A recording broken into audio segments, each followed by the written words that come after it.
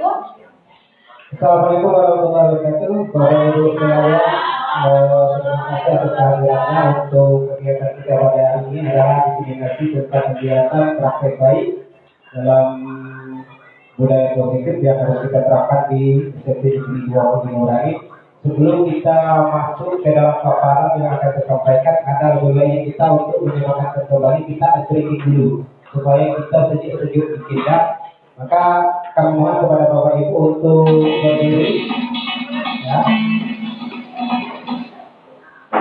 Untuk berdiri kita stretching sama-sama.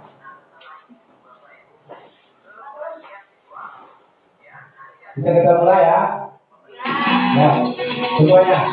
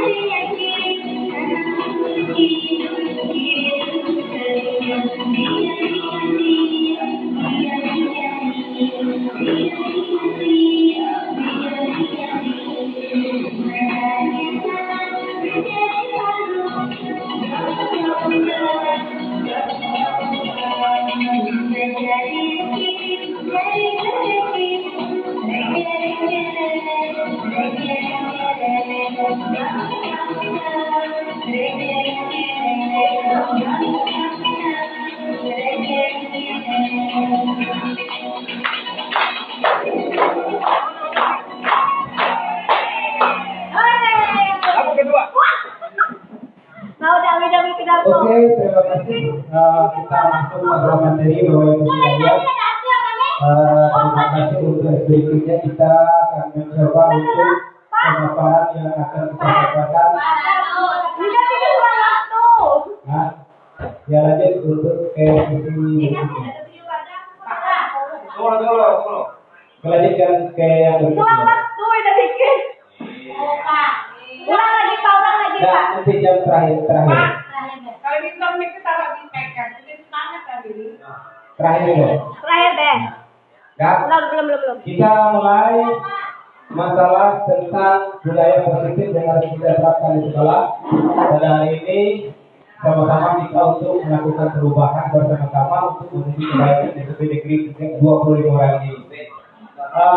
Di sini kita akan membahas tentang segitiga. Selama ini apakah kita sudah pernah mendengar apa sih itu segitiga restitusi? Belum pernah mendengar ya? Belum pernah mendengar apa itu segitiga restitusi. Nah, kita lihat apa itu sih segitiga restitusi. Segitiga restitusi adalah suatu proses dialog yang dilakukan oleh guru maupun orang tua agar dapat menghasilkan murid yang menjadi mandiri serta bertanggung jawab. Nah, itu restitusi, segitiga restitusi itu. Nah, coba kita lihat lebih lanjut. Ya, di situ apa itu segitiga restitusi? Para ahli berpendapat segitiga restitusi adalah model penyelesaian konflik yang melibatkan tiga pihak: pelaku, korban, mediator, yang tujuannya untuk membantu pelaku memahami dampak tindakannya dan mengambil tanggung jawab atas kesalahannya. Model ini menekankan pada perbaikan hubungan antara perilaku dan korban. Nah, coba kita lihat. Yang pertama adalah perilaku. Artinya lahirnya restitusi ini adalah penyelesaian dari siswa yang melanggar tentang keyakinan kelas yang sudah kita sepakati bersama-sama. Keyakinan kelas itu lahir dari anak untuk anak dan dilaksanakan oleh anak. Itu yang jelasnya untuk keyakinan kelas itu. Kalau biasanya keyakinan kelas itu kita mendikte anak, ya, datangnya dari kita, kemudian anak harus melaksanakannya. Tetapi kalau keyakinan kelas itu tidak, datangnya dari anak, oleh anak, dan untuk anak. Itu keyakinan kelas. Nah, pelaku, pihak yang melakukan kesalahan, misal yang tadi disampaikan oleh Ibu Kurnia dan Ibu Beb, ya, salah satu contohnya yang sering terjadi di tempat kita ini adalah anak yang sering datang terlambat. Ya, itu adalah melanggar salah satu keyakinan kelas yang kita buat. Apa itu terlambat? Itu berarti keyakinan kelas kita tidak disiplin, maka itu pelaku misalnya. Atau misalnya bisa juga korban antara satu dengan yang lain. Ada misalnya di kelas kita ada anak yang mengganggu temannya. Nah, itu ada korban, ada perilaku. Kemudian ada korban, nah ini ya itu ya, ada korban. Nah, korban itu orang yang merasa dirugikan atau merasa dampak dari perbuatan si korban. Maka kita sebagai seorang guru harus menjadi mediator. Nah, disinilah yang tadi disampaikan oleh Ibu Kurnia tadi, kita harus melaksanakan segitiga restitusi yang nanti ada urutan-urutan dan pertanyaan-pertanyaan apa sih yang terdapat dalam segitiga restitusi itu nanti saya akan sampaikan. Nah, moderator apa tugasnya? Itu yang pertama adalah membantu memfasilitasi proses restitusi tersebut. Jadi apakah kita menjadi seorang penghukum kah? Apakah kita menjadi orang yang selalu membuat anak itu merasa bersalah? Ataukah kita posisi kita sebagai teman? Atau posisi kita sebagai manajer? Atau posisi kita sebagai seorang pemantau? Maka itu tergantung dengan kita melaksanakan restitusi tersebut. Nanti kita lihat video bagaimana penerapan restitusi yang kita lakukan di sekolah kita nanti. Kemudian selanjutnya, ini diagramnya ya, diagram sirkuit.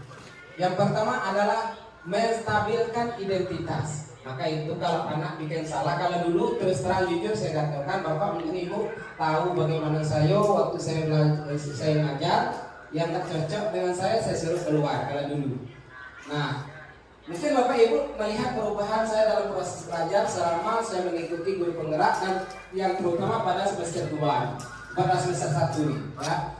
Saya pernah lagi marah dengan anak, ya, tak pernah marah lagi. Ternyata, nah ya, jadi perubahan positif bagi saya apa? Yang pertama kali dulu, ketika saya datang dari Bangko masuk ke sekolah, anak-anak belarian jauh, ya. Ada yang mengatakan padam masuk kelas. Kalau sekarang saya mendapat perubahan bagi saya, alhamdulillah. Setelah saya datang banyak anak yang jemput datang, yang karena saya tidak pernah lagi marah. Itu posisinya. Artinya apa? Apabila kita berada di posisi penghukum, maka ada dampak negatif yang terjadi pada anak. Dampak negatifnya itu yang pertama kali, anak akan menjadi pendendam. Itu yang pertama kali, anak terdendam kita jelek. Nah, saya rasakan dengan diri saya. Karena dulu saya pernah diajak bertinju oleh anak kelas 9 dulu. Karena saya orang pemarah. Ya. Kemudian yang kedua, dampak negatif yang terdapat pada anak adalah anak akan merasa minder karena mereka merasa malu karena dampak dari hukuman tersebut. Nah, kita sebagai seorang guru harus bisa menstabilkan identitas yang mengajukan pertanyaan nanti dijelaskan pada slide berikutnya. Kemudian tahap yang kedua adalah validasi tindakan yang salah. Nah, kita cari validasi tindakan yang salah. Kemudian yang ketiga baru menanya keyakinan kelas. Kembali lagi kepada keyakinan kelas yang kita sepakati. Kita bahas satu persatu.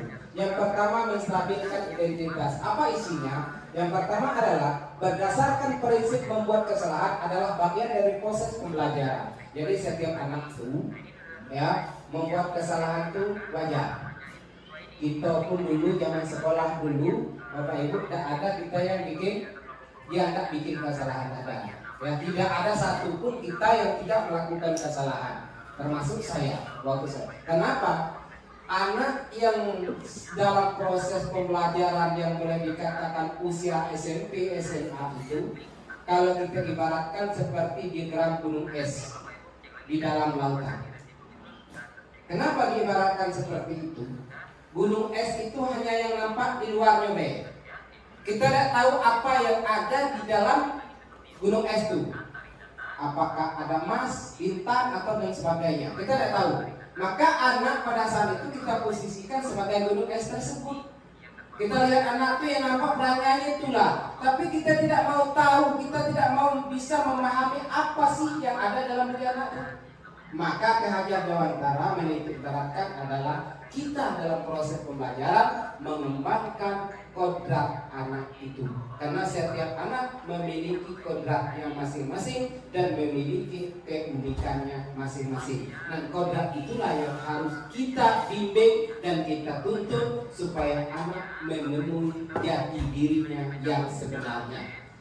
Kalau anak nakal, yang kita fokus anak nakal itu dulu. Kalau dulu saya sebelum mengikuti kegiatan guru penggerak, anak nakal tuh yo sering kita bercerita di kantor anaknya bahkan nenek ini. Nah, itu. Ya, jadi kita coba. Artinya gini, kita coba pulau ada istilahnya tidak berteping pulau atau bahasa Jawa.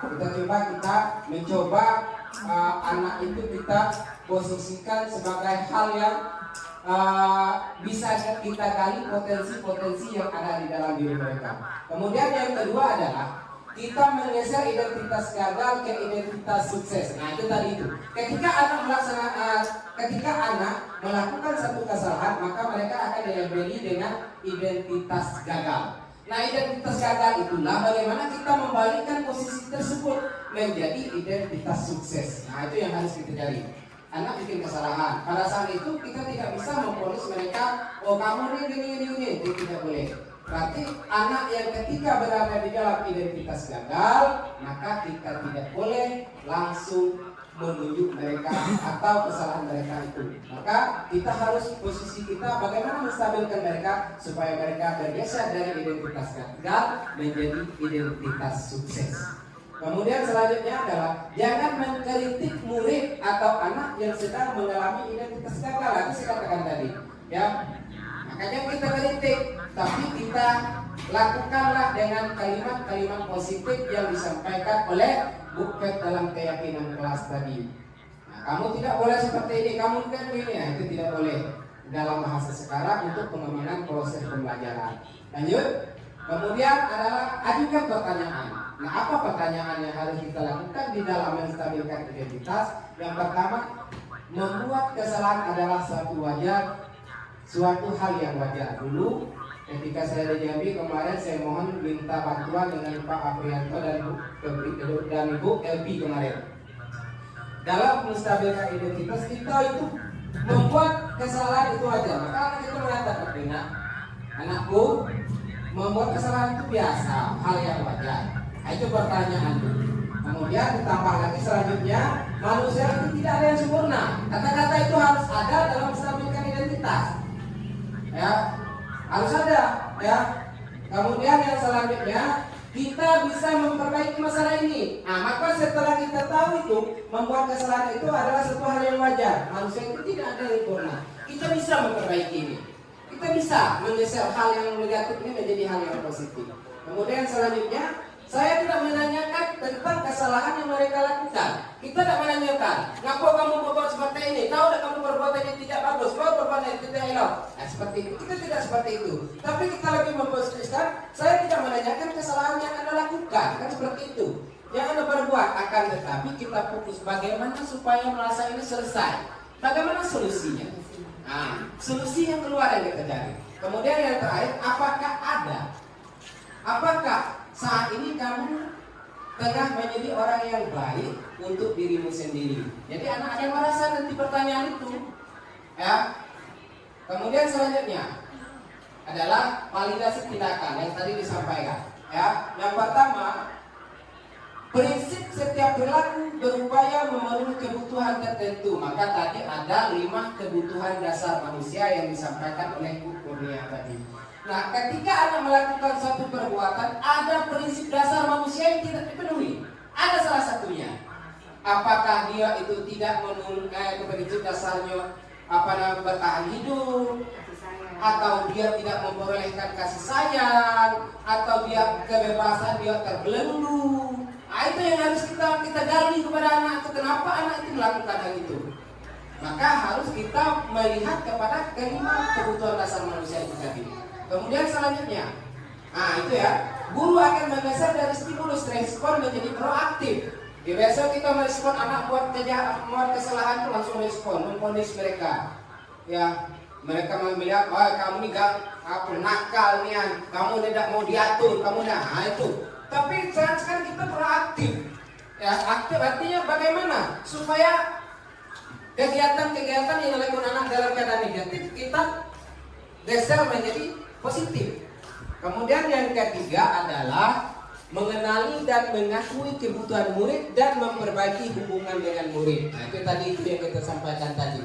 Anak bikin kesalahan, panggil dua-duanya, kita sebagai mediator, kita selesaikan. Kenapa seperti ini nak, kena ini dan sebagainya. Dan selanjutnya dengan kalimat-kalimat yang santun. Dan akhir anak itu akan merasa dirinya itu dihargai. Karena kita seorang manusia ada 5 kebutuhan dasar. Salah satunya adalah butuh pengakuan. Itu yang butuh. Kita butuh pengakuan. Coba gini Bapak Ibu sekalian, Bapak sudah berbuat terbaik di sekolah ini, tapi tidak ada pengakuan dari sekolah. Bagaimana perasaan kita? Kan seperti itu. Tidak ada pengakuan dari rekan-rekan kita. Kita sudah melakukan perbuatan-perbuatan yang baik demi kemajuan sekolah, tapi tidak ada respect terhadap diri kita. Tidak ada pengakuan. Maka suatu saat itu, nanti bekerja di situ, tapi tidak ada pengakuan, tidak ada penghargaan. Tapi anak itu butuh pengakuan, ya, butuh pengakuan atau penguasaan. Itu butuh bagi anak. Maka solusinya kita harus pengakuan anak yang kita akui. Maka ada suatu cerita di dalam video itu menyatakan bahwa pada ketika ada suatu orang anak yang pada ketika proses pembelajaran dia itu pendiam, tidak mau ngomong, kemudian tidak berprestasi. Tetapi ada potensi di dalam dirinya. Mana pada ketika itu ada satu event yang dilakukan oleh provinsi. Kemudian dia salah satu peserta itu sakit, ya, maka ditunjuklah dia pengganti dari anak tersebut yang sakit. Tapi pada hasilnya apa? Karena ada pengakuannya dari sekolah, berhasil mendapat juara 1 walaupun dia pendiam. Pada saat itu dia mulai motivasi, dia muncul dari kegiatan karena ada pengakuan dari sekolah. Nah, itu contoh pada diri kita lah. Kalau kita ada pengakuan dari orang lain, rasanya gimana? Nah, kemudian selanjutnya ajukan pertanyaan. Apa pertanyaan yang ada di dalam pelajaran tindakan yang harus dilakukan? Ini pertanyaannya. Nah, itu ya. Kamu bisa saja melakukan tindakan yang gegabah lebih dari ini. Itu pertanyaannya. Yang harus ada di dalam pertanyaan itu. Anakku, misalnya si A misalnya, atau kita si A, si Badu. Kamu bisa melakukan perbuatan-perbuatan lebih dari itu, ya, Bapak yakin? Nah, kemudian ada, maka dicamur. Kamu melakukan bukan tanpa alasan. Bapak yakin, Ibu yakin, kamu melakukan ini bukan tanpa alasan. Pasti ada alasan tertentu. Kan mencari, mempelajari tindakannya. Kemudian selanjutnya, kamu melakukannya karena mempertahankan sesuatu yang paling, ya, penting bagi kamu. Maka anak ketika ribut dengan anak pasti ada sesuatu yang dipertahankannya. Kalau tidak ada sesuatu yang dipertahankannya, tidak akan mungkin dia akan terjadi suatu keributan antara teman dengan teman. Pasti ada sesuatu. Nah, maka kita harus ada pertanyaan itu. Kamu melakukannya karena mempertahankan sesuatu yang penting bagi kamu. Apa yang penting bagi kamu? Anak pasti akan menjawab, ini Pak, ini nih, dia ngoyak baju aku, dia ngambil pena aku misalnya. Kan itu kita cari solusinya. Kemudian yang terakhir, mungkin kamu bisa mempelajari suatu perilaku baru yang telah efektif. Bersediakah kamu mempelajarinya? Maka larinya tadi kepada keyakinan kelas yang kita buat bersama tadi. Selanjutnya, pendek-pendek ya, menanyakan keyakinan yang disampaikan oleh Ibu Kepala Sekolah. Apa sih menanyakan keyakinan itu? Apa yang ada di dalam itu? Kita lihat. Satu, murid akan diberikan pertanyaan bermakna untuk memunculkan motivasi intrinsik. Motivasi intrinsik itu motivasi yang datang di dalam dirinya, bukan atas dorongan orang lain. Nah, itu motivasi intrinsik itu. Artinya anak itu melakukan kesalahan, dia mengakuinya dengan dirinya dewek. Ya, dia mengatakan, iya Pak benar. Saya melakukan itu tadi. Kenapa? Karena saya ini misalnya. Si A dia ambil pena saya Pak, si A jubek baju saya Pak, si A misalnya ganggu saya Pak. Ah, seperti itu misalnya. Kemudian selanjutnya adalah mampu mengaitkan keyakinan dengan tindakan yang salah. Kembali lagi kepada keyakinan kelas tadi. Setelah kita dapat itu, nah baru kita bertanya dengan dia, menurut Ananda, keyakinan kelas manakah yang sudah Ananda lakukan? Kan itu pertanyaannya. Misalnya contohnya, kalau bahasa kita, apa kamu ya apa keyakinan kelas mana yang kamu langgar? Nah, itu kalau bahasa kita adakah keyakinan kelas kamu? Nah, itu tadi itu misalnya kalau ribut di dalam kelas, keyakinan kelas yang dilanggar adalah tentang saling menghormati dan menghargai. Maka kembali lagi di situ. Selanjutnya, ajukan pertanyaan. Apa pertanyaan yang ada dalam itu? Nih, ya. Sebagai keluarga atau kelas, apa yang kita yakini? Itu yang tadi itu, ya. Apa yang kita yakini? Keyakinan kelas kita apa yang kamu langgar? Kemudian selanjutnya yang nomor 2, nilai-nilai apa yang telah kita sepakati? Kembali lagi kepada kesepakatan kelas tadi. Kemudian yang ketiga, seperti apa gambaran kelas yang ideal menurut kamu? Nah, ini pertanyaannya. Anak akan memberikan stimulus, ya, akan memberikan respon. Ya seperti apa kelas yang tak diinginkan, yo, apa nak kacau balau, apa nak dia kelasnya nyaman, apa nak kelasnya apa namanya amur adul, itu akan menjawab. Seperti apa gambaran kelas yang ideal menurut kamu? Anak akan bertanya. Maka itu anak akan menjawab. Kemudian yang keempat, kamu ingin menjadi orang seperti apa? Itu pertanyaan. Kamu ingin jadi anak seperti apa? Mau jadi apa? Buruk kah? Baik kah? Anak yang soleh kah? Atau anak yang selalu melawan? Kemudian selanjutnya, nah kita lihat ini ada video tentang penerapan segitiga restitusi. Kita lihat ya Bapak Ibu, kita tonton bersama-sama. Mudah-mudahan tidak gagal dalam memutarnya. Ini penerapan 5 kontrol restitusi. Ya. Bagaimana penerapan 5 kontrol restitusi tersebut? Salam bahagia Ibu. Kita lihat bersama-sama Bapak Ibu, bagaimana kita menyelesaikan suatu permasalahan yang dilakukan oleh anak. Ini ada 5 posisi kontrol yang disampaikan oleh Bu Kurnia tadi. Bagaimana dari mulai sebagai penghukum, kemudian membuat masalah merasa bersalah, sebagai teman, sebagai pemantau, ataukah kita sebagai seorang manajer. Ini adalah menurut Jason. Kita lihat bersama-sama yang dipraktekkan oleh SMA, ya, anak-anak SMA. Bagaimana posisi melakukan restitusi terhadap anak. Itu adalah yang pertama, posisi penghukum. Posisi pembuat merasa bersalah. 3. Posisi teman. 4. Posisi pemantau atau monitor. Dan 5. Posisi manajer. Mana posisi kita selama ini? Kami kelima posisi tersebut. Mari kita saksikan kasus Naren yang terlambat hadir 20 menit di sekolah. Bagaimana cara menyelesaikannya? Di situ nanti akan diperagakan oleh model itu sebagai posisi penghukum. Kita sebagai penghukum. Ini adalah Naren yang datang ke sekolah dalam keadaan terlambat selama 20 menit. Ini adalah ibu gurunya atau mungkin ini bimbingan konseling ya, ibu bimbingan konseling. Perhatikan kata-kata yang disampaikannya. Bagaimana kalau dia sebagai seorang pemimpin? Pasti terlambat. Maaf Bu, saya Apa? Apa coba? Alasan kamu apa lagi? Kapan sih kamu tidak terlambat? Malas sekali ya kamu jadi anak. saya Dasar pemalas. Gak kapok-kapok sih kamu. Sudah berapa kali terlambat? Sana, kamu keliling lapangan basket 2 kali. kenapa saya harus keliling lapangan basket Bu? Kenapa? Kamu lawan ibu. Berani-beraninya jawab. Sudah terlambat, masih berani jawab pula.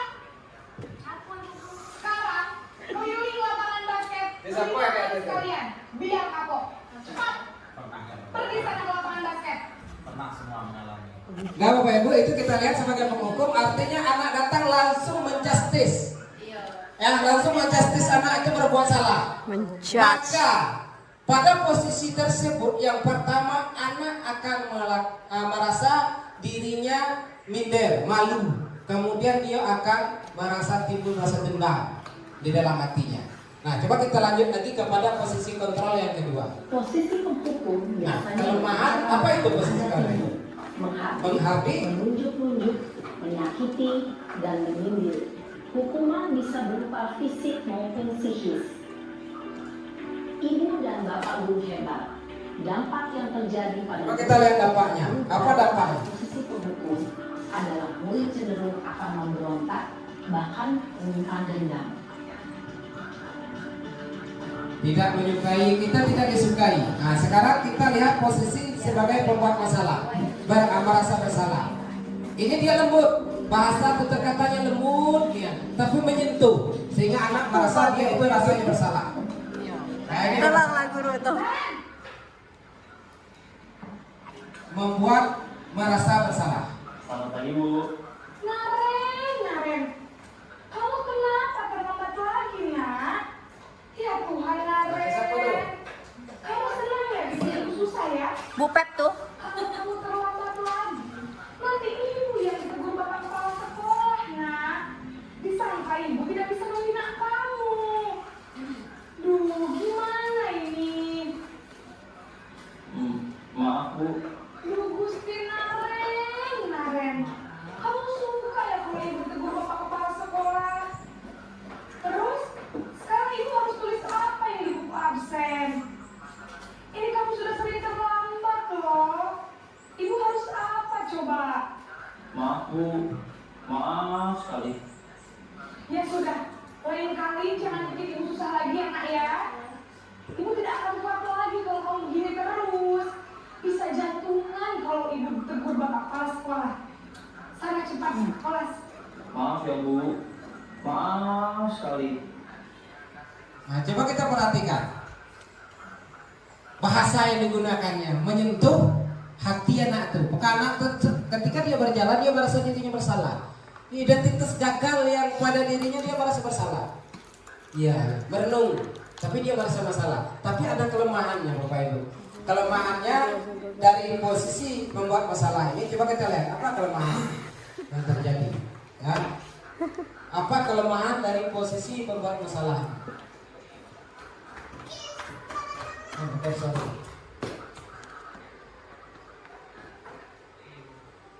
Atau punya lagi?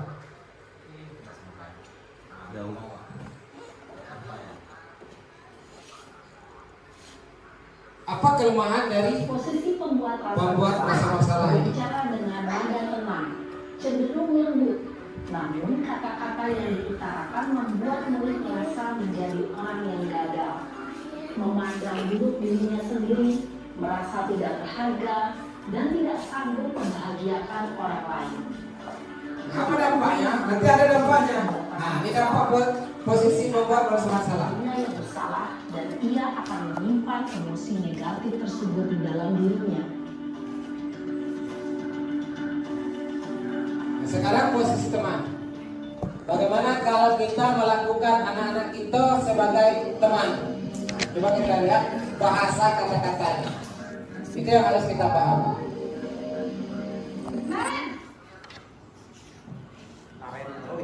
Ya Naren terus, Naren ini datangnya telat terus kan? Naren ini emang sial nih Yan.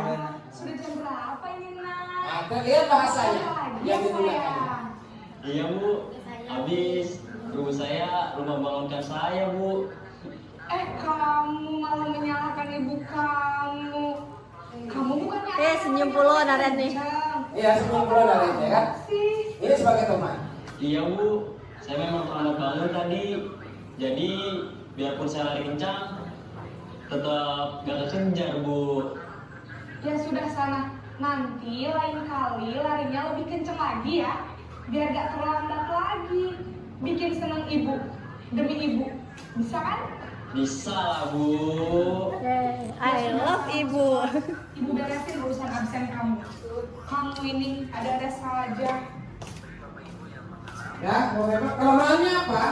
Kelemahan posisi sebagai teman ini adalah anak akan merasa ketergantungan dan suka hanya kepada satu orang guru saja. Itu kelemahan sebagai posisi teman. Ya, anak merasa ketergantungan. Kalau misal saya melakukan itu, dia hanya senang kepada saya. Kepada guru lain tidak. Dia tetap melakukan apa yang ingin dilakukan. Timbul perbedaan ya. Itu posisi teman ini. Ya, maka timbullah justice anak terhadap kita, ada guru baik, ada guru jahat. Seperti itu. Itu kelemahannya kalau sebagai teman. Artinya kalau kita melakukan anak cuma sebagai teman, anak cuma suka dengan orang yang melakukan itu. Yang lain tidak. Ya. Nah, coba kita lihat selanjutnya untuk posisi sebagai manajer. Apa Guru itu? berbicara dengan suara ramah, akrab, cenderung bersenda gurau untuk menjaga suasana tetap santai. Murid akan merasa senang, aman, dan akrab dengan guru. Identitas yang tercipta adalah identitas sukses atau berhasil. Namun, perlu diingat, karena ini masih dorongan eksternal, maka ada faktor ketergantungan dari murid kepada orang tertentu. Di sini guru absennya, sehingga di lain waktu murid bisa berperilaku baik, namun hanya kepada orang-orang tertentu saja. Nah, itu kelemahannya. Kita lihat posisi yang terakhir, yang keempat sebagai pemantau. Ini adalah biasanya dia akan berbicara tentang konsekuensi, bukan hukuman, tapi konsekuensi. Yang sudah saya jelaskan pada awal dan juga dijelaskan oleh kepala sekolah.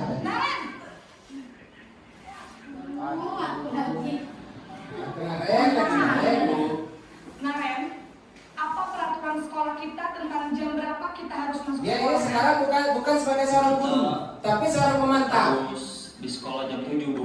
Iya betul, sekarang sudah jam 7.20. Naren sudah tahu konsekuensinya jika terlambat hadir. Dia akan berbicara tentang konsekuensi. Saya Naren tuh gagah juga. pas jam istirahat selama 20 menit. Iya benar, konsekuensinya demikian. Jadi nanti jam 9.30 pas istirahat, kamu harus tinggal di kelas, kerjakan tugas tambahan untuk ketertinggalan kamu, ya? Baik Bu. Nah, itu ya. Untuk apa dampak? Pemantau mengandalkan Apa namanya negatif dari pelaksanaan sebagai monitor atau sebagai pemantau? konsekuensi. Seorang pemantau menunjukkan bahasa tubuh dan ekspresi wajah yang datar dan cenderung formal. Nah. Kemudian kita lihat yang posisi yang terakhir. Ya, yang paling diidam-idamkan di sekolah. Kita lihat. Naren lagi. Naren! Aduh, Naren ya. Selamat pagi Bu. Selamat pagi Naren. Maaf Bu, saya terlambat. Iya, sekolah masuknya jam 7, sekarang sudah jam 7.20. Jadi sekarang bagaimana ini Naren?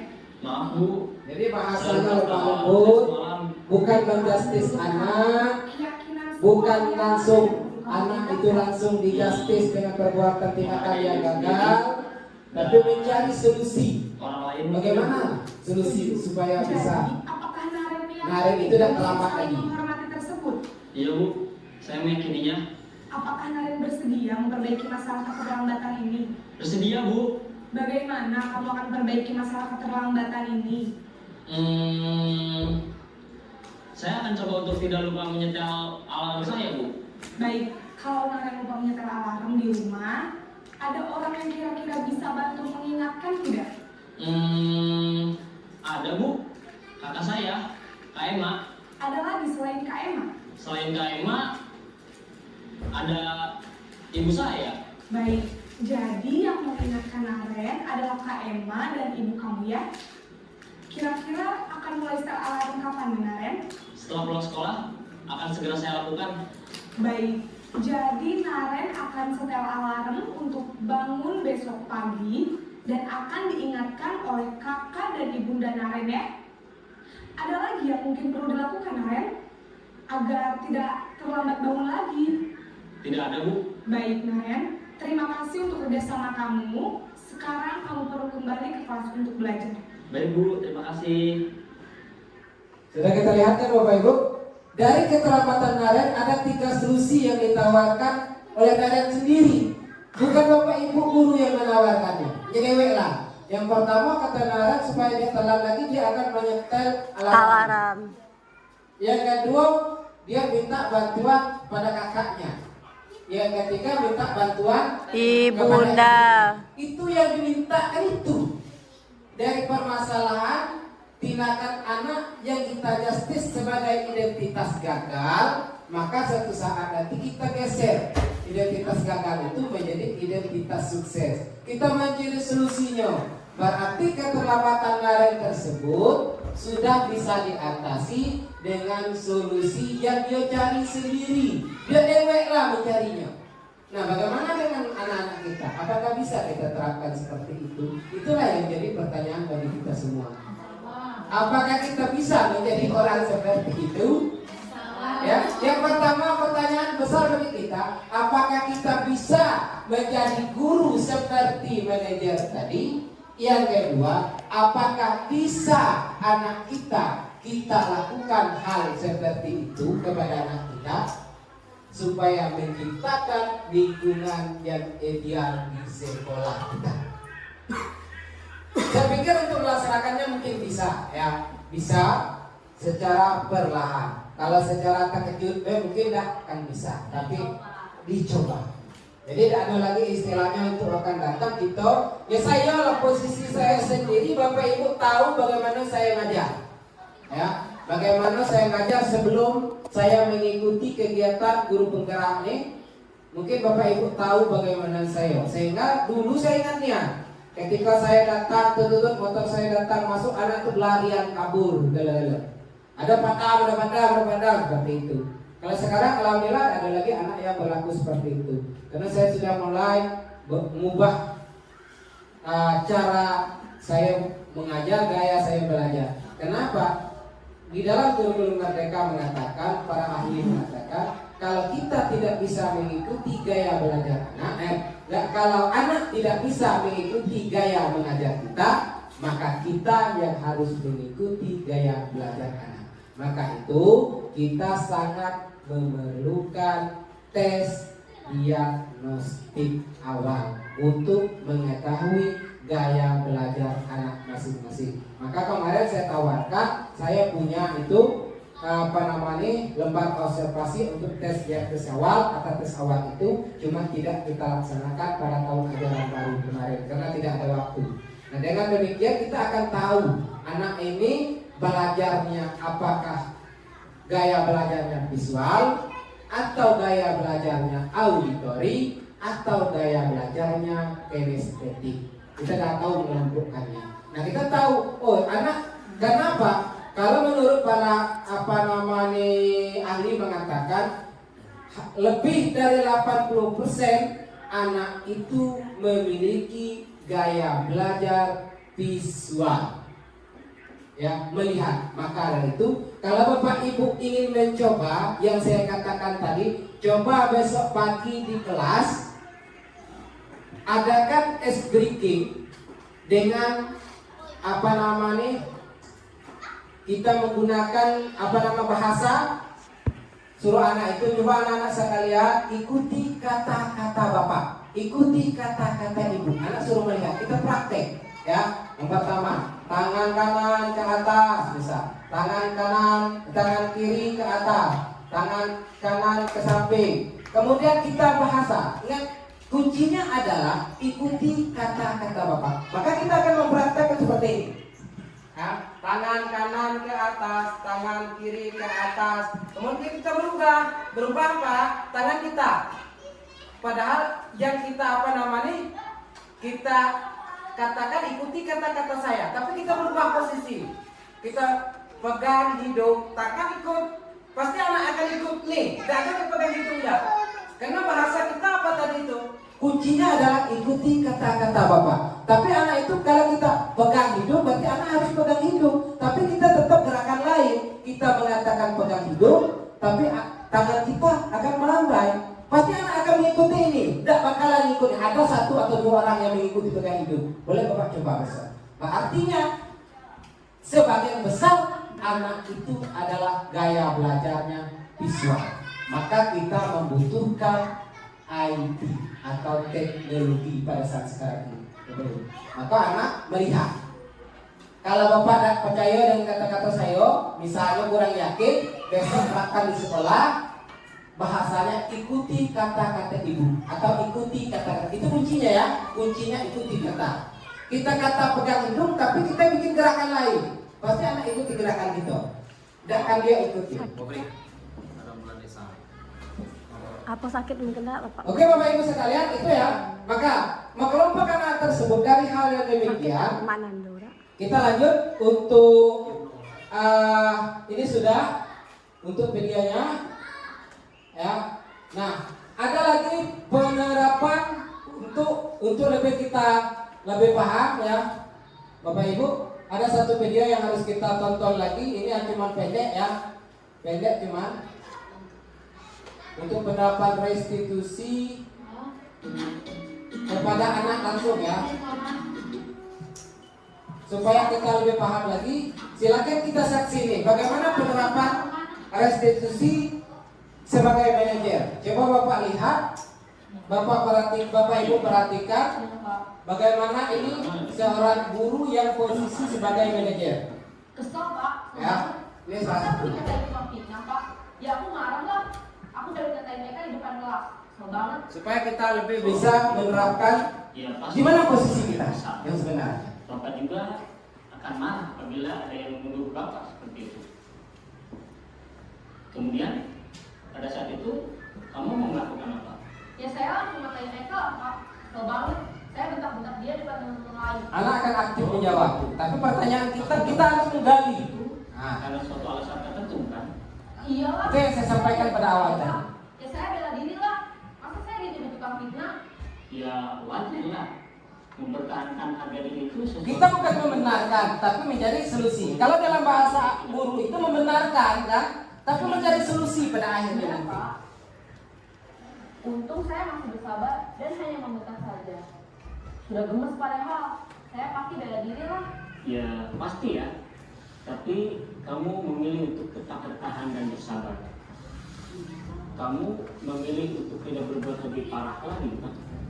Itu pertanyaannya. Coba lihat itu pernah disitinakan. Yo, mana dosa Coba kita? Nah, sekarang berubah lagi. Jadi menanyakan keyakinan. Itu yang tadi yang saya sampaikan. Tindakan kamu itu kira-kira sesuai dengan keyakinan kelas atau prinsip kamu tidak? Enggak lah Pak. Capek Pak jadi pemarah. Jadi keyakinan atau prinsip mana yang kurang sesuai dengan keinginan kamu? Ya saya sebenarnya sangat menghargai orang lain. Mungkin saat itu saya menjadi emosi. Jadi tidak menunjukkan sikap itu. Kamu meyakini tidak? Menghargai orang lain itu penting buat kamu. Yakin lah Pak. Iya, setuju. Kita harus saling menghargai. Namun ada juga keyakinan yang kita sepakati yang perlu kita jalankan apabila kita sedang marah, bukan? Ya saya bisa lebih proaktif. Mulai dengan diri sendiri.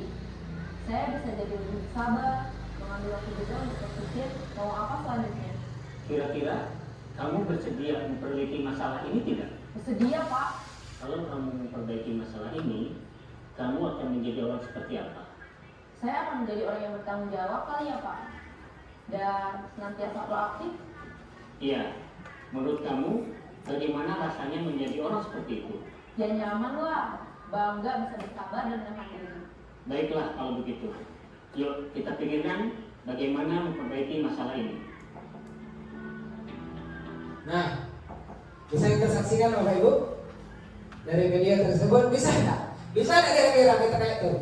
Anak-anaknya yang bisa. Ah? Anaknya Ah. Iya sama. Kira-kira yang jelasnya Bapak Ibu, kalau anak-anak kita tahu, itu saya katakan tadi, anak-anak itu ibarat gunung es yang nampaknya cuma kelihatan, di dalamnya tidak kita kelihatan. Itu yang harus kita gali potensi mereka. Mudah-mudahan dengan step by step, dikit demi sedikit kita bisa melakukan itu. Nah, Bapak Ibu sekalian, mungkin itu video yang saya tampilkan. Kita lanjut, tinggal beberapa slide lagi untuk terakhir ya. Iya. Nah, Mau nih cerita kayak gitu elok lah ya. kita lanjut ke slide berikutnya. Komponen-komponen dalam segitiga restitusi. Coba kita lihat. Apa komponennya? Segitiga restitusi terdiri dari 3 komponen utama: pengakuan, tanggung jawab, dan reparasi. Ketiga komponen ini saling keterkaitan dan merupakan proses yang berkelanjutan. Coba kita lihat. Apa itu satu pengakuan. Nah, dari proses restitusi tersebut ada pengakuan yang timbul dari diri anak itu sendiri. Motivasi namanya motivasi intrinsik yang datang dari dalam diri anak itu. Tidak ada tempat, kita tidak memaksa mereka, tapi mereka mengakui perbuatannya sendiri. Nah, pelaku mengakui kesalahannya dan memahami dampaknya. Nah, kemudian yang kedua, tanggung jawab. Nah, dengan tersebut anak akan merasa tanggung jawab. Ya, pelaku mengambil tanggung jawab atas kesalahan dan berusaha untuk memperbaikinya. Kemudian yang ketiga, reparasi. Ya, apa itu reparasi? Pelaku melakukan tindakan nyata untuk memperbaiki kesalahan dan mengembalikan mengembalikan kerugian. Artinya apa? Ketika mereka berbuat salah kepada temannya, dia sadar, kemudian dia minta maaf kepada temannya. Nah, ya. Kemudian selanjutnya, bagaimana penerapan segitiga restitusi di sekolah? Ada 3 macam yang untuk penerapannya. Segitiga restitusi dapat diterapkan di berbagai situasi konflik di sekolah, seperti perundungan, perselisihan antar siswa, atau pelanggaran peraturan. Nah, kita lihat. Yang pertama, perundungan. Nah, ini kadang-kadang kita sebut dengan yang pernah ikut workshop Bu Resti dengan Pak Ori, ya, yang disebut dengan bullying atau bully. Ya, itu. Nah, perundungan, pelaku perundungan diminta untuk mengakui kesalahannya dan meminta maaf kepada korban. Kemudian yang kedua, perselisihan antar siswa. Aduh, itu sekolah itu hampir tiap hari mungkin ada orang anak-anak bertengkar. Ya, nah, kedua siswa yang berselisih diminta untuk berdiskusi menjadi solusi bersama. Jadi artinya tidak ada lagi kita menyalahkan si A si B. Kita tidak mencari siapa yang salah. Kalau biasanya kita mencari siapa yang salah, si A ini si B. Kau ini memang lah ngaku ganti terus. Nah, kan itu berlaku bahasa kita, ngaku kawan terus. Dalam posisi ini kita tidak lagi mencari kesalahan satu pihak, tapi semuanya benar, semuanya yang salah. Artinya tidak ada yang benar, tidak ada yang salah. Kalau dia benar, benar semua. Kalau dia salah, salah semua. Itu posisinya. Kemudian pelanggaran peraturan. Nah, itu tadi masalah keyakinan kelas tadi. Ya, siswa yang melanggar peraturan diminta untuk memahami dampak dari tindakan dan memberikan konsekuensi yang sudah dijelaskan tadi. Selanjutnya, manfaat penerapan. Ya, yang pertama, penerapan segitiga restitusi di sekolah memiliki banyak manfaat. Yang pertama, meningkatkan rasa keadilan dan kewajaran, membangun hubungan positif antar siswa, dan menciptakan lingkungan sekolah yang aman dan kondusif. Ya, Nah, keadilan dan kewajaran itu, kemudian selanjutnya hubungan positif, kemudian selanjutnya lingkungan sekolah yang aman. Nah, itu secara penjelasan. Nah, peran guru, nah ini yang harus kita yang harus kita perhatikan, ya. Peran guru dalam penerapan segitiga restitusi. Nah, ini ya. Guru memegang peran penting dalam penerapan segitiga restitusi. Mereka perlu memahami konsep segitiga restitusi dan mampu memfasilitasi proses restitusi tersebut. Nah, kita sebagai guru itu harus mampu.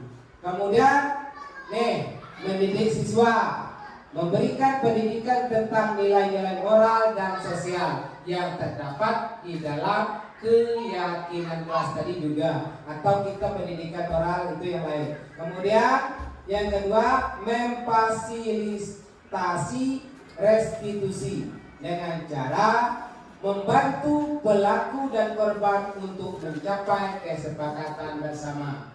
Kemudian yang terakhir, menjadi mediator. Apa yang harus kita lakukan? Menjadi pihak netral dan objektif dalam proses restitusi. Artinya tadi itu saya katakan bahwa anak ketika bikin masalah, anak bakal lain, kita tidak mencari satu anaknya salah, satu ini salah, tidak. Tapi mereka semua salah, mereka semuanya benar. Kita hanya mencari jalan keluarnya, apa yang harus kita lakukan. Oke, selanjutnya satu slide lagi. Peran siswa dalam penerapan segitiga restitusi. Apa peran siswa? Nah, siswa memiliki peran aktif dalam penerapan segitiga restitusi. Mereka perlu memahami hak dan kewajiban masing-masing dan mampu menyelesaikan konflik secara damai. Nah, coba lihat ya, menghargai orang lain. Itu tadi ada keyakinan kelas ya. Kemudian yang kedua, bertanggung jawab. Yang ketiga, ada di situ komunikasi efektif.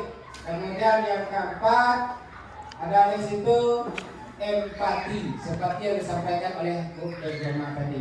Bapak Ibu sekalian, itu ya, semua keterangan itu. Kemudian tantangan yang harus kita hindari dan harus kita lakukan atau kita hadapi tentang kendala dan tantangan dalam penerapan segitiga itu, ya. Penerapan segitiga restitusi sekolah selalu yang tidaklah mudah, akan tetapi pasti ada tantangan. Yang pertama, kurangnya pengetahuan. Kita sebagai seorang guru kurang pengetahuan tentang restitusi. Maka saya katakan tadi bahwa kita selama ini mungkin belum pernah dengar kata restitusi itu apa, tapi sekarang sudah tahu. Kemudian yang kedua, kurangnya dukungan. Dukungan kita kurang, terutama dukungan terhadap orang tua, ya. Kemudian kurangnya sumber daya, ya, sumber daya yang kita miliki itu kurang. Itu tantangannya. Nah, Bapak Ibu sekalian, kesimpulan tidak usah kita baca, saya sudah tahu, ya. Kita langsung selanjutnya.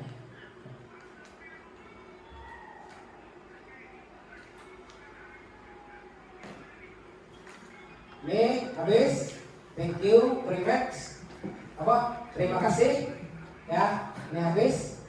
Nah, Bapak Ibu sekalian, sebelum penutup saya ingin menyampaikan, ingin bertanya. Sekarang sudah saya paparkan bahwa tentang penerapan segitiga restitusi. Ada satu pertanyaan atau beberapa pertanyaan dari saya. Nanti ada mohon umpan balik dari Bapak Ibu sekalian yang ingin bertanya. Tapi sebelumnya saya akan memberikan refleksinya. Saya akan memberikan satu buah kasus dan Bapak Ibu tolong kasus tersebut apakah termasuk konsekuensi ataukah hukuman. Ya, perhatikan kata yang saya sampaikan. Yang pertama, kita ambil Naren. Nah, Naren datang terlambat ke sekolah, kemudian dihukum oleh gurunya untuk berlari mengelilingi lapangan basket. Itu tadi ya, itu kasus yang pertama. Kasus yang kedua, Naren terlambat ke sekolah dan telat mengikuti mata pelajaran PJOK atau olahraga, kemudian disuruh lari keliling lapangan. Apakah kedua tersebut termasuk hukuman ataukah termasuk dalam konsekuensi. Coba Bapak Ibu sekalian, kalau dari paparan saya tadi, saya pikir mungkin itu akan baik. Saya ulangi, Naren datang terlambat ke sekolah, disuruh lari keliling lapangan. Yang kedua, Naren telat mengikuti pembelajaran PJOK, disuruh lari keliling lapangan. Apakah ada di situ salah satu konsekuensi, ataukah keduanya konsekuensi, atau keduanya hukuman? Keduanya Silakan Bapak Ibu. Keduanya hukuman. Hah? Coba. Siapa dulu? Hah? Bapak dulu. Siapa dulu? Polri, ada Polri. Polri. Kalau menurut saya itu keduanya hukuman. Keduanya hukuman. Ya. Oke, kita tampung dulu. Bu Indah, Keduanya hukuman. Bu Pep, kedua hukuman. Terima kasih. Dari soal yang Bapak berikan, yang pertama adalah Naren terlambat datang ke sekolah, disuruh untuk mengelilingi lapangan. Itu menurut saya adalah hukuman. Sedangkan untuk pernyataan yang kedua, Naren terlambat di mata pelajaran PJOK, disuruh untuk berkeliling lapangan. Itu merupakan konsekuensi. Terima kasih. Oke, tepuk tangan untuk kita semua. Ya, Ibu masih ada mau nambah? Ibu, Sil, mau nambah? Oke lah, supaya Terima kasih, izin menambahkan dari penjelasan Bapak Damuri tadi, kita sangat-sangat jelas dari arti segitiga apa? restitusi. Ya, segitiga restitusi. Jadi dari kasus ini untuk Ibu Pep tadi juga sudah betul maksudnya itu saya setuju dengan pendapat Bu Pep. Yang pertama, kasus pertama itu penghukum, yang kedua itu konsekuensi. Karena dari penjelasan Pak Dam tadi dapat kita ketahui kasus pertama itu termasuk sama budaya positif atau kesepakatan keyakinan kelas yang sudah dibuat. Itu sudah ada poin disiplin. Jadi itu sudah termasuk penghukum, itu kesepakatan bersama yang dibuat, itu sudah termasuk penghukum. Yang kedua itu konsekuensi, karena itu tidak ada kesepakatan yang dibuat dari murid sama guru, yang dibuat bersama-sama. Terima kasih. Oke. Jadi Bapak Ibu sekalian, kita bukan menjadi benar atau salah, ya semuanya benar, semuanya salah, ya, semuanya benar. Nah, yang lebih tepat Bapak Ibu antara dua kasus tersebut adalah kalau kita lihat secara kacamata, itu semuanya adalah dalam bentuk memberi hukuman. Tapi sebenarnya kalau kita gali lebih lanjut lagi, itu adalah yang pertama Naren datang ke sekolah telat diberi hukuman, berdiri ke lapangan, itu adalah bentuk hukuman. Tapi Naren terlambat mengikuti pembelajaran PJOK, itu bukan bentuk hukuman tapi konsekuensi. Kenapa? Kan itu pertanyaannya kan? Pertanyaan, kenapa sih sama-sama disuruh lari? Kok yang satu hukuman, yang satu konsekuensi? Kita kembali ke pelajaran PJOK. Tidak mungkin anak sebelum melakukan olahraga dia tidak melakukan pemanasan terlebih dahulu. Betul tidak kira-kira? Anak mengikuti olahraga harus pemanasan. Tidak mungkin dia telat, kemudian orang sudah main bola langsung masuk ke dalam lapangan juga langsung main bola tanpa pemanasan. Kan itu kan konteksnya kan yang harus kita perhatikan. Jadi kasus yang pertama adalah hukuman, kasus yang kedua adalah konsekuensi. Sama dengan tadi saya katakan tadi itu. Naren juga datang telat, kemudian dia harus mengikuti jam tambahan selama 20 menit. Itu bukan hukuman, tapi konsekuensi. Sama, beda. Sama ya. Cuma beda, hukuman itu berdampak panjang terhadap anak, sedangkan konsekuensi dampaknya jangka pendek. Itu beda, jangka pendek terhadap anak. Maka suatu saat kalau tadi itu Naren itu kali ini dia berlari kegiatan video kali berlari lapangan, dia akan berpikir, besok pagi aku nak mau lagi telat, masa aku berlari dewe di lapangan pemanasan kawan rame-rame, kan itu akhirnya. Itu Bapak Ibu sekalian. Mungkin itu. Nah, untuk penutup saya mohon kepada Bapak Ibu dua orang atau beberapa orang untuk memberikan refleksi terhadap apa yang saya sampaikan. Bapak Ibu kami persilakan siapa yang ingin menyampaikan refleksi terhadap saya. Ya kan, Bu Sil bisa? Ya boleh, kita bertanya dulu. Yang ingin bertanya dulu.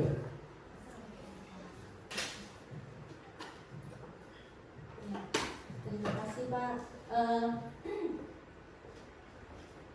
Sebenarnya pengen cari solusi ya Pak, bukannya pertanyaan gitu. Karena sering ditemui di kasus yang ada di sekolah kita, terutama saya yang sering saya temui Pak.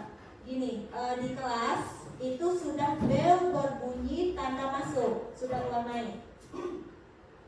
Jadi guru itu sudah ada di dalam kelas, tetapi anak-anak masih di luar, masih istirahat. Jadi pernah jujur Pak, saya memberikan hukuman push up kadang di kelas 9 Pak, yang cowok tapi yang cewek tidak saya berikan. Apakah itu termasuk konsekuensi ataupun hukum? Jadi saya juga bingung sampai sekarang. Kemarin itu kelas 9 itu dia terlambat, kurang lebih 20 menit ada mungkin Pak. Saya nak keluar tadi dia masuk. Jadi dikasih tahu sudah, dinasehati sudah. Jadi terulang lagi. Saking mungkin mana supaya keras, apakah dia bisa berubah atau tidak. Jadi saya menerapkan hukuman yang berat ya tuh Pak, kayak push up 20 kali gitu. Apakah itu hukuman atau konsekuensi? Apakah saya boleh melakukan itu sebagai guru atau tidak? Oke, terima kasih. Nanti mungkin bisa ditambah oleh CGP yang lain atau Bapak Ibu yang lain. Maka coba kita harus memahami pertama adalah konteks hukuman dan konsekuensi.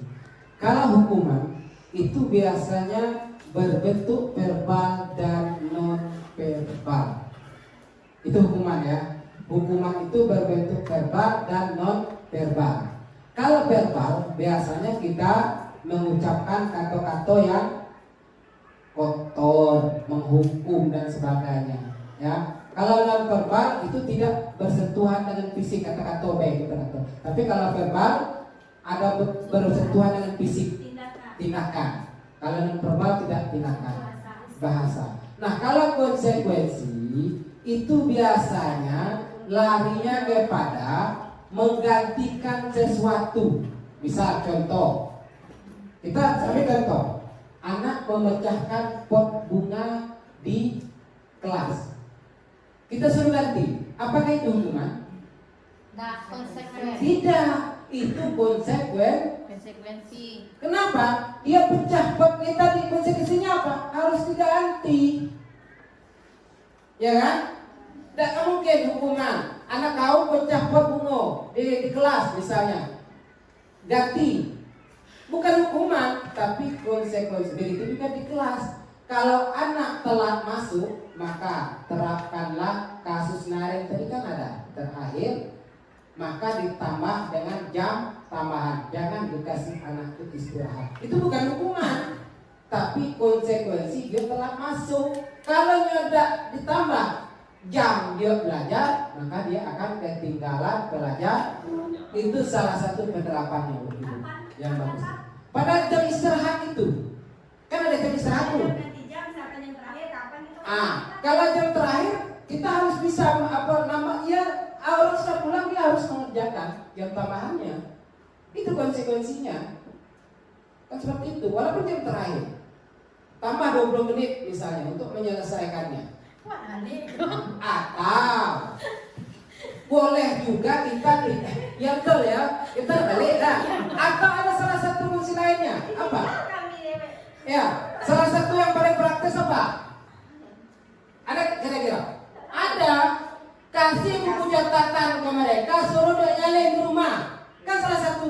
Apakah betul hukuman kita nyuruh anak jadi di rumah? Materi? Tidak kan? Itu salah satunya. Terulang lagi. Terus buat terus sampai dia kapok. Itu salahnya. Benar yang nulis di rumah. Tapi harus ada tindakan selanjutnya, artinya pengecekan, dicek. Makanya itu kalau saya ngasih tugas di kelas berapa baik, karena ada kegiatan di kantor, nah tolong ini kamu kerjakan, nanti bapak cek satu-satu.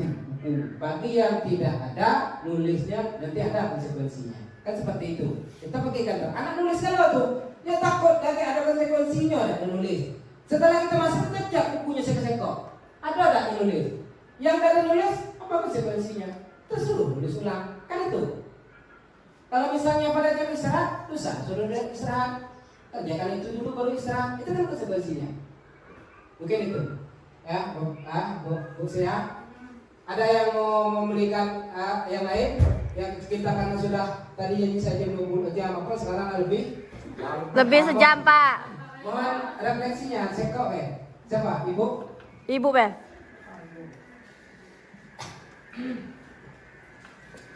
Terima kasih yang diberikan oleh Pak Damuri. Setelah menerima paparan dari Pak Damuri tentang segitiga restitusi, kemudian langkah-langkah untuk segitiga restitusi, mungkin Bapak Ibu guru untuk kedepannya bisa mungkin tidak harus tapi pelan-pelan. Nah, semua itu sesuatu itu tidak ada yang tidak bisa. Yang penting niat kita dalam hati, bagaimana kita mengadakan perubahan bahwa kita tidak ada lagi seorang pendidik itu yang menjadi penghukum, ya. Nah, jika kalau ada kasus kita gunakanlah segitiga restitusi yang tadi sudah dipapari, yaitu pertama memvalidasi identitas, kemudian menetapkan masalah, kemudian tentang keyakinan kelas. Nah, mungkin itu terima kasih pada Muhuri sudah memberikan pengetahuan mungkin yang tadinya Bapak Ibu belum mengetahui tentang apa itu restitusi, apa itu langkah-langkah segitiga restitusi. Mudah-mudahan untuk kedepannya SMP Negeri 25 Merangin ini terjadi perubahan buat Bapak Ibu guru, dan harapan juga kepada anak murid semua. Semoga SMP Negeri 25 Merangin ini sukses ke depannya. Amin ya Rabbal alamin. Terima kasih Pak Damuri. Sekian, terima kasih. Terima kasih refleksi yang disampaikan oleh Ibu Bornia sebagai kepala sekolah. Mungkin itu penyampaian saya tadi yang dapat saya sampaikan. Mungkin itulah batas kemampuan yang bisa saya sampaikan, karena kita semuanya dalam proses belajar dan belajar. Karena saya punya moto dan punya kata-kata, saya seorang pendidik, saya harus terus belajar. Apabila saya berhenti belajar, maka saya akan berhenti menjadi seorang pendidik. Itulah kata-kata yang selalu saya tanamkan kepada diri saya. Jadi mohon kepada kita semua, saya ulangi lagi, saya sebagai seorang pendidik, saya tidak akan berhenti untuk belajar dan akan terus untuk belajar. Apabila saya berhenti belajar, maka saya harus berhenti menjadi seorang pendidik. Demikianlah, terima kasih atas kehadiran Bapak Ibu guru sekalian. Mudah-mudahan ini adalah menjadi langkah awal bagi kita semua untuk melakukan perubahan yang lebih baik kepada anak-anak kita, kepada sekolah kita, kepada diri kita, dan bisa kita kembangkan di sekolah kita. Demikianlah, terima kasih atas segala perhatian. Jika ada kesalahan dan kehilapan dalam perjalanan saya, nanti kita cari solusi bersama-sama. Terima kasih. Assalamualaikum warahmatullahi wabarakatuh. Waalaikumsalam warahmatullahi wabarakatuh.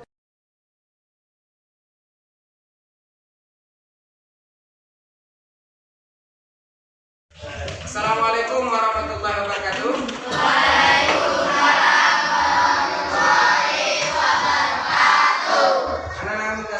Anak-anak kami sekalian, pada pagi hari ini kita semua akan membuat satu kesepakatan tentang keyakinan kelas. Keyakinan kelas ini adalah untuk kita bersama, dibuat bersama, untuk bersama dan dijalankan secara bersama-sama.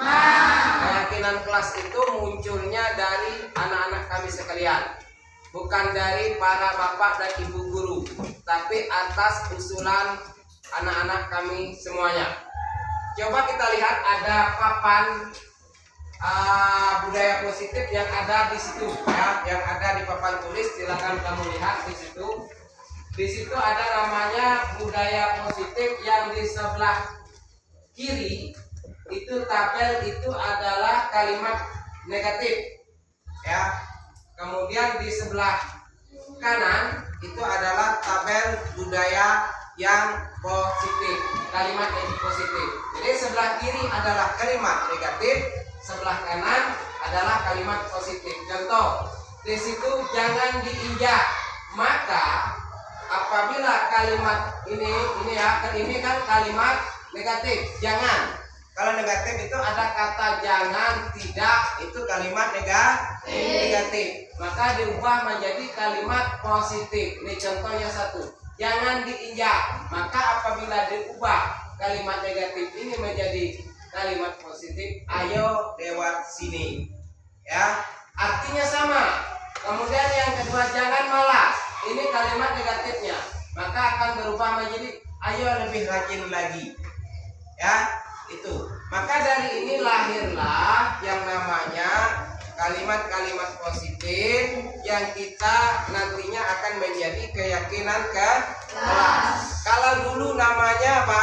Peraturan kelas, tapi sekarang namanya keyakinan kelas. Jadi anak-anak kami sekalian, pada hari ini kita membuat keyakinan kelas secara bersama-sama. Jadi setiap kelompok, ya, setiap kelompok Bapak kasih ini kertas, silakan nanti bekerja sama untuk menuliskan keyakinan kelas masing-masing, ya. Masing-masing kelompok menuliskan, ya, minimal 5 keyakinan kelas. Nanti setelah selesai kita kumpulkan, nanti mana yang sama kita ambil satu, kemudian baru kita sepakati bersama-sama. Paham nggak kira-kira? Jadi satu kelompok ditulis dalam ini 5 keyakinan kelas. Ya, contoh Bapak kasih tahu misalnya kan, apa itu keyakinan kelas yang kamu usulkan? Misalnya saling menghargai dan menghormati, itu salah satunya, ya. Kemudian belajar lebih rajin dan giat misalnya, ya. Atau misalnya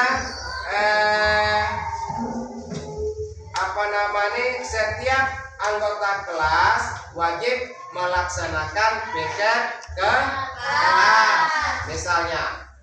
Kemudian jangan membuat keributan di kelas misalnya. Paham enggak? Nanti kita tuangkan setelah kalian kerja kelompok, nanti kita kumpulkan, kita gabung menjadi satu, maka nanti kita buat satu di dalam karton besar seperti itu, kita tempel di kelas, merupakan keyakinan kelas bersama-sama. Ada pertanyaan sebelum kita mulai? Kalau tidak ada lagi pertanyaan, Bapak mohon silakan kamu kerjasama untuk mengusulkan keyakinan kelas apa yang harus kita buat dan kita sepakati bersama-sama. Silakan untuk kerja berapa? Minimal 5. Ya, satu ini kelompok 5 sama, tidak masalah, nanti mana yang sama kita ambil cuman kalimatnya saja kita perbaiki. Oke, kita mulai. Silakan untuk kelompok ini, ya, untuk membuat keyakinan kelasnya. Nah, bisa? Nah, silakan untuk kerja sekarang. Silakan masing-masing kelompok, anggota kelompoknya mengajukan keyakinan kelas apa yang ingin kalian usulkan. Kan sudah Bapak kasih tahu contoh tadi, ya.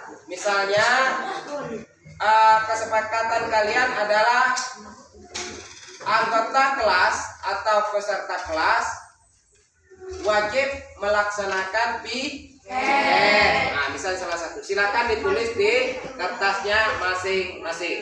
Ya.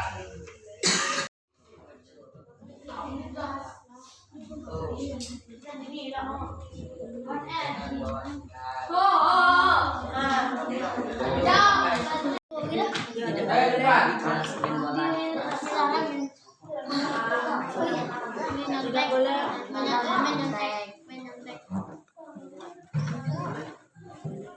Ya kelompok ikan.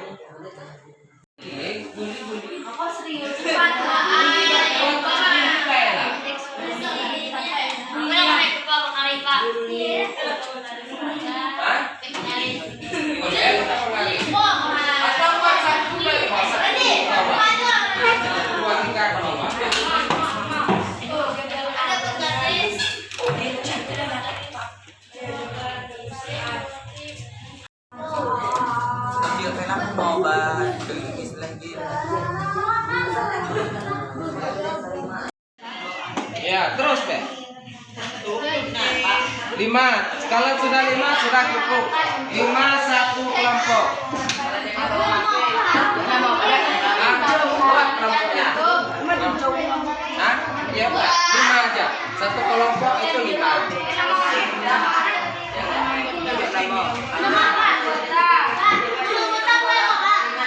Ya, Pak di bawahnya.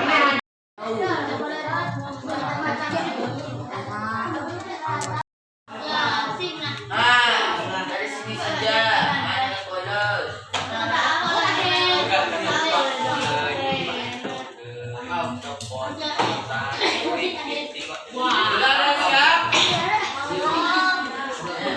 Masih ada waktu 10 menit lagi.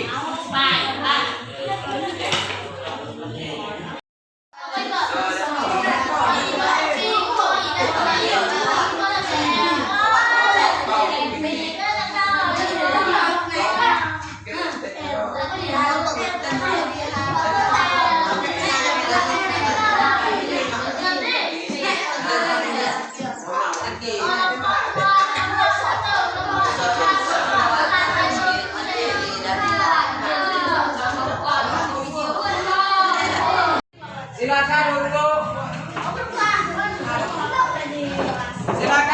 nempel-nempel. Ya sudah. Yang sudah nempel-nempel.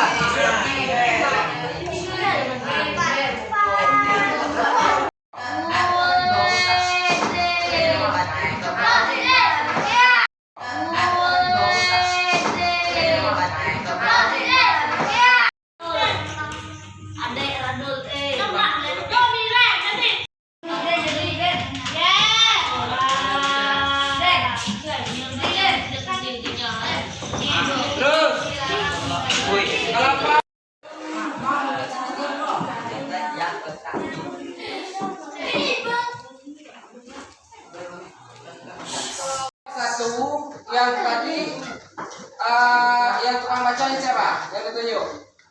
Farhan. Silakan dibaca keyakinan kelas di depan.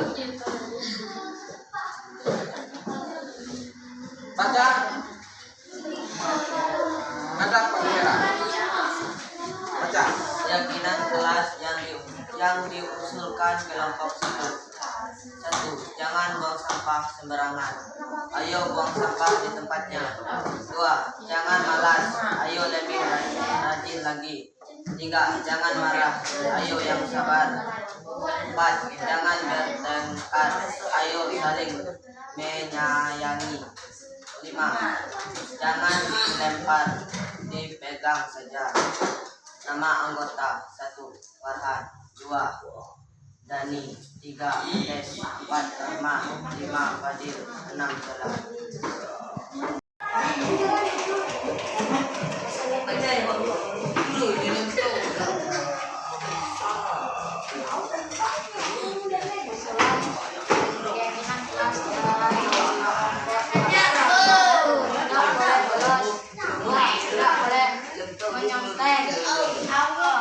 Ayo buang sampah pada tempatnya. 4. Tidak boleh beli. 5. Saling menghormati teman-teman. 5. Anggota 1. Al. 2. Farhan. 3. Nanda. 4. Azhar. 5. Zul. 6. Den.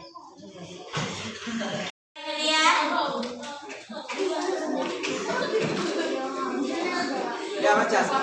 Keyakinan kelas yang diusulkan oleh kelompok 3. Tidak boleh terlambat ke sekolah. 2. Siswa dan siswi harus hadir di sekolah sebelum bel masuk berbunyi. 3. Siswa dan siswi diharapkan untuk mengikuti tata tertib kelas yang telah dibuat dengan sebaik-baiknya. 4. Siswa dan siswi dilarang mengganggu dan menjauhi temannya ataupun kelas lain yang sedang melakukan pelajaran atau tidak sengaja belajar. 5. Siswa dan siswi harus memiliki sikap disiplinan, kesopanan, dan toleransi baik itu terhadap teman-teman maupun ibu bapak guru yang beranggota Nara, Ike, Natasha, Andini, Vina.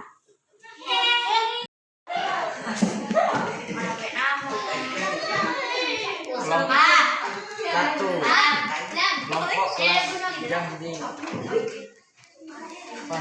contoh 1. Tidak boleh membawa sendal. 2. Siswa-siswi harus hadir di kelas sebelum bel masuk berbunyi. 3. Buanglah sampah pada tempatnya. 4. Jagalah kebersihan lingkungan. 5. Siswa dan siswi dilarang makan dan minum saat jam pelajaran. Nama anggota: Akbar, Usna, Rara, Eva, Jesslyn, Fani, Jessica, Lani. Pada kesepakatan kelas, keyakinan kelas yang telah kalian buat bersama-sama, ini ada yang poin-poinnya sama ya, sama dari kelompok 1, 2, 3, dan 4. Inilah yang harus kita revisi bersama-sama, kita sepakati bersama-sama. Nanti kita akan buat satu kesepakatan keyakinan kelas apa yang kita sepakati bersama dari usul-usul anak-anak kami sekalian. Bisa dipahami? Jadi kita akan membuat satu kesepakatan untuk menuju keyakinan kelas yang harus kita patuhi bersama-sama. Demikianlah diskusi untuk mencapai satu kesepakatan dalam membuat keyakinan kelas. Mudah-mudahan keyakinan kelas yang telah kita buat ini akan kita sepakati bersama dan kita jalankan bersama-sama. Demikianlah. Assalamualaikum warahmatullahi wabarakatuh. Waalaikumsalam. Nah, bisa? Nah, silakan untuk kerja sekarang. Silakan masing-masing kelompok, anggota kelompoknya mengajukan keyakinan kelas apa yang ingin kalian usulkan. Kan sudah Bapak kasih tahu contoh tadi ya. Misalnya kesepakatan kalian adalah anggota kelas atau peserta kelas wajib melaksanakan PKM. Nah, misalnya salah satu. Silakan ditulis di kertasnya masing-masing ya.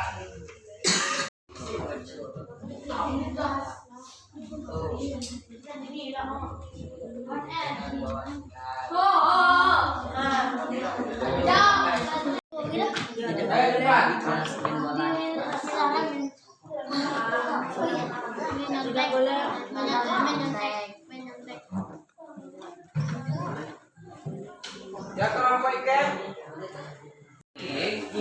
Aku serius.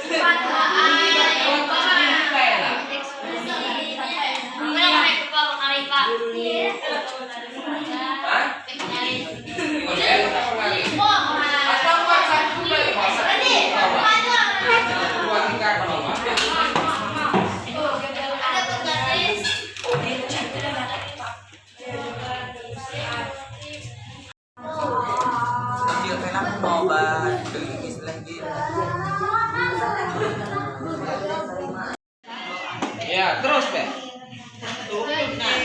5. Kalau sudah 5 sudah cukup. 5 satu kelompok. Buat kelompoknya. Hah? Iya, Pak. 5 aja. Satu kelompok itu 5.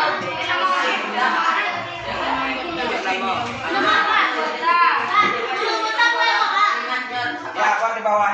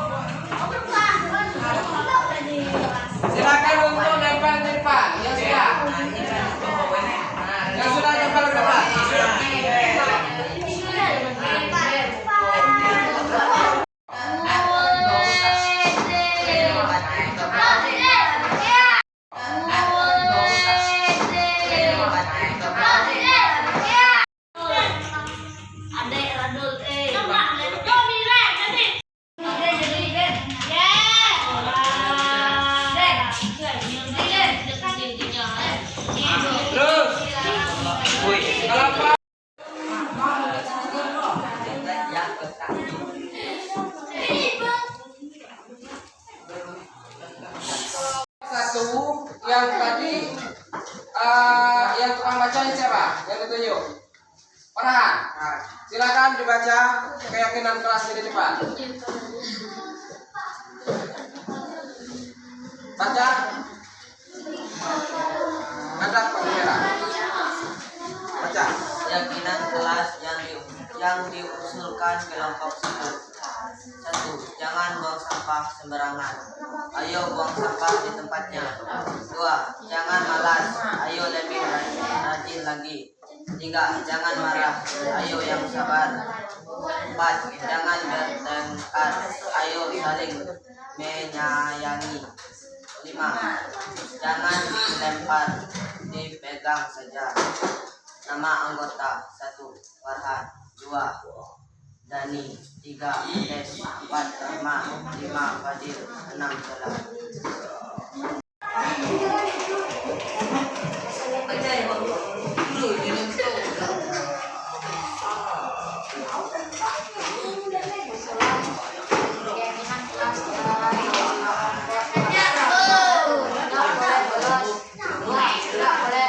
Menyontek. 3. Ayo buang sampah pada tempatnya. 4. Tidak boleh beli. 5. Saling menghormati sesama teman.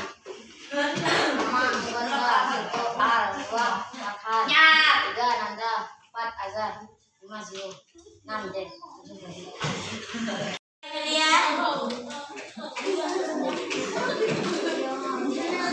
Ya baca. Keyakinan kelas yang diusulkan oleh kelompok 3. Tidak boleh terlambat ke sekolah. 2.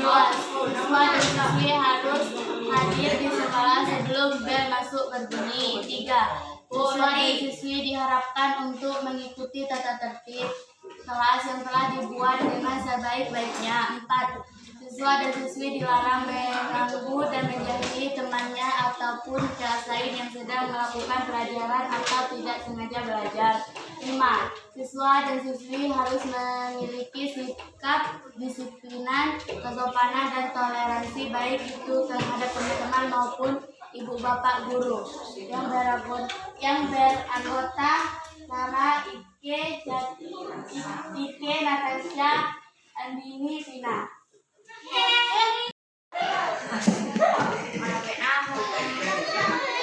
Kelompok 1. Kelompok kelas yang di contoh 1. Tidak boleh membawa sendal. 2. Siswa-siswi harus hadir di kelas sebelum bel masuk berbunyi. 3. Buanglah sampah pada tempatnya. 4. Jagalah kebersihan lingkungan. 5. Siswa dan siswi dilarang makan dan minum saat jam pelajaran. Nama anggota Akbar, Usna, Rara, Eva, Jesslyn, Fani, Jessica, Rani.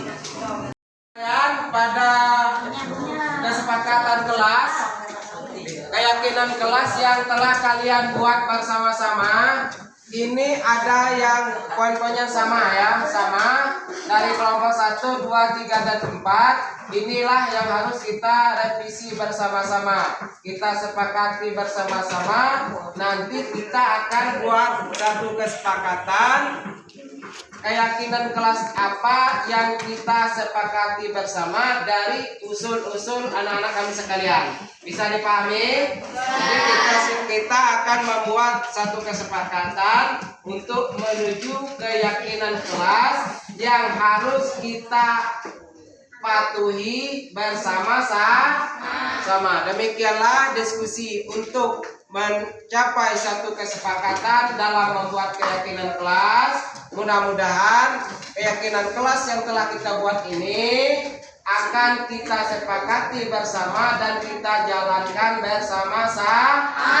Demikianlah. Assalamualaikum warahmatullahi wabarakatuh.